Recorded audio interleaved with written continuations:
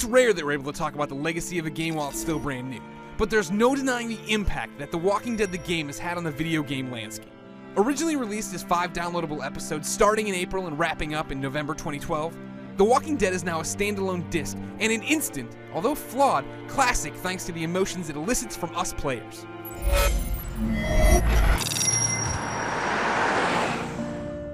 Well, I reckon you didn't do it then. Why do you say that? I've driven a bunch of fellas down to this prison. Usually it's about now I get the, I didn't do it. Every time? Every time. From the moment The Walking Dead the game starts, we are Lee Everett, a convicted murderer on his way to jail. But as fate would have it, the zombie apocalypse breaks out, and soon we're caring for a little girl named Clementine and trying to stay alive at any cost. This is where The Walking Dead's power comes from. This story of Lee and Clementine is so well acted and well told that the players connect with these characters in a way most video game developers could only dream of. Protecting Clem won't necessarily be the same for me as it is for you. We tackle the same situations with different dialogue and actions based on the choose-your-own-adventure gameplay developer Telltale Games is deploying here. And that allows for minor differences and deviations that make for a more personal experience. This is wrapped up in the comic book world, literally and graphically. The events of the game are happening in the comic book universe, so expect to see familiar faces. Keeping with that theme, the game uses a cel-shaded look that really pops and never gets old.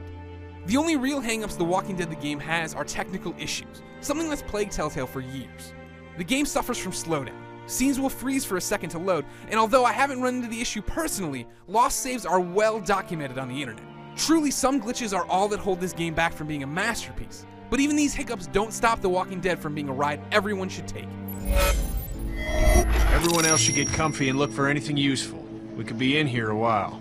I'm starting to think this drugstore isn't a permanent solution. You're right. This ain't exactly Fort Knox. The Walking Dead gameplay is more choose-your-own-adventure than traditional adventure game mechanics. We're not getting Lee hung up on how this oil can interacts with that doorknob. The gameplay decisions that matter are conversations. Dialogue and choices pop up, and we have a limited amount of time to pick one and live with the consequences. And these consequences are far-reaching when it comes to the relationships you're developing. Decisions you make in Episode 1 will affect who walks beside you as you head into Episode 5. Lives hang in the balance, but the decision-to-decision stuff is more about how people view you and who has your back.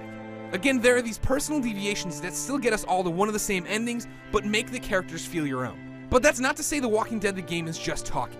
You do need to figure out how to distract walkers with item A while getting to item B and bash in a few undead skulls. With Telltale's new reticle system assigned to one stick and Lee's movement assigned to another, this is simple to get the hang of, but it can look a bit goofy as Lee glides into walls and such. Still, the puzzles are never the draw of The Walking Dead.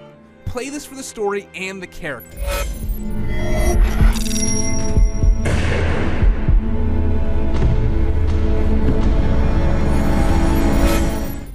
The Walking Dead the game just changed adventure games, forever.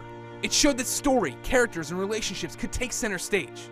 Tired gameplay mechanics could fall by the wayside, and more people than ever could play and fall in love. There's no denying how special this journey is. Sure, it has problems from a game perspective with glitches and such, but as an experience, The Walking Dead the game is unmatched.